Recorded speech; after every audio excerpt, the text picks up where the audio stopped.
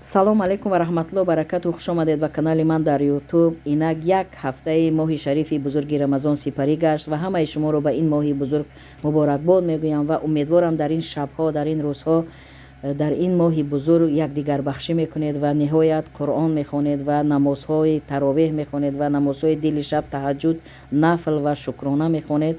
ин моҳи бахшиш аст, ин бахшиши гуноҳҳо аст, моҳи тавба аст, моҳи хайру саховат аст. дар ҳама моҳҳо мумкин аст намоз хондан, хайру саховат кардан, аммо боз ин моҳ савобаш зиёдтар аст. ва ниҳоят нафароне ки мехоҳанд чунин видеоҳоро аз ман бишнаванд, ман ба хотири ҳамонҳо видео мекунам ва онҳо интизори чунин видеоҳои ман ҳастанд. ба хотири шумо ин видеоро ман пешниҳод мекунам. метавонед видеоро аз аввал то охир гӯш кунед ва ба дигарон фиристонед, шояд ба нафаре ин видео таъсир кунад. як рӯз расули акрам саллаллоҳу алайҳи васалам тавофи каъба мекардааст дар Макка. дидааст ки як шахсият дар ҳалқаи ҳамун дари каъба зада бисёр гирья дорад ва худованд гуноҳи маро биомурз, бибахш гуфта доду вой дорад. расули акрам алайҳи салом пурсиданд: гуноҳи ту чист? гуноҳи ман гуфтааст чунон бузург аст ки гуфта намешавад. пайғамбар муҳаммад саллаллоҳу алайҳи васалам гуфтанд: гуноҳи ту бузург аст ё замин? ва шахсият гуфтааст ки гуноҳи ман бузург аст. боз савол додааст ба ӯ: гуноҳи ту бузург аст ё арш? ӯ ҷавоб додааст ки гуноҳи ман бузург аст. боз ба ӯ савол доданд: гуноҳи ту бузург аст ё ҳақ таъло? гуфт: ҳақ таъло. пайғамбар муҳаммад саллаллоҳу алайҳи васалам гуфт: пас ту чист ки ин қадар аз раҳмати Аллоҳ ноумед шудаӣ? гуфт: моли бисёр дорам. ҳамон шахсият ҷавоб дод ба пайғамбар муҳаммад саллаллоҳу алайҳи васалам ки моли бисёр дорам, аммо вақте гадое меояд гумон мекунам оташи омада дар ман меафтад ва як тангаро аз дил агар берун карда бахшида наметавонам, яъне бахил ҳастам.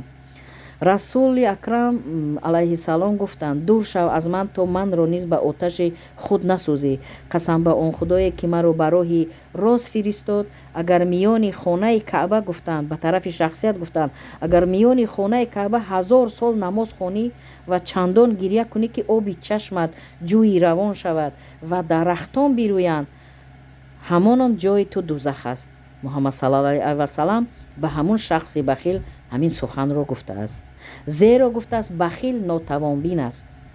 баъдан боз ҳаминро гуфтаниям ки яҳьёи закариё, яҳьё пайғамбар алайҳи салом писари закариё алайҳи салом шайтонро дидааст ва гуфтааст, ба ӯ савол додааст: киро душман медонӣ ва киро дӯст медонӣ? шайтон ҷавоб додааст: бахилро дӯст медорам, ки ҷон меканаду ибодат мекунад ва бахилиаш қимати ибодати ӯро бекор мегардонад. ва фосиқи саховатмандро бад мебинам, гуфтааст шайтон, ки хуш мегардад, хуш мепӯшад ва метарсам ки ҳақ таъло ба сабаби саховати вай ӯро раҳмат мекунад ва ҳидоят медиҳад. дидед ки шайтон шахси саховатмандро бад мебинад, намехоҳад ӯ саховатманд бошад, зеро ки гуфтааст ки ҳақ таъло бо сабаби саховатӣ вай ӯро раҳмат мекунад ва ҳидоят мекунад. барои ҳамин гуфтаниям ки бахилӣ кардан лозим нест. чӣ қадар аз дасти ҳар як инсон агар заррае 1 сомон, 1 доллар, 100 доллар, 10 сомон, чӣ қадаре ки биёяд рӯзе дар ҳамин рӯзи рамазонҳо ё шабҳо дар як муҳтоҷ, дар як маъюб, дар як инвалид агар шумо садақа диҳед, ниҳоят савоби калон мегиред. ғайр аз рӯза ҳам имконият дошта бошед ҳамон муҳтоҷонро, яъне ки маъюбонро дастгирӣ кунед, бениҳоят савоби калон мегиред ва нафаре ки бахил аст рӯи ҷаннатро намебинад. бинед ки муҳаммад саллаллоҳу алайҳи васалам худаш гуфтааст ки шахсе ки бахил аст ҷои ӯ дӯзах аст. агар 1000 сол гирья кунад дар гирди каъбаву намоз хонад, ҳатто аз гирьяи вай дарахт бирӯяд ҳам ҷои ӯ дӯзах аст, гуфтааст. барои ҳамин бахилиро аз дил решакан карда партоед. ҳеҷ вақт бахил набошед. касе ки бахил аст, бад аст, ӯро ҳаволаашро ба Аллоҳ според.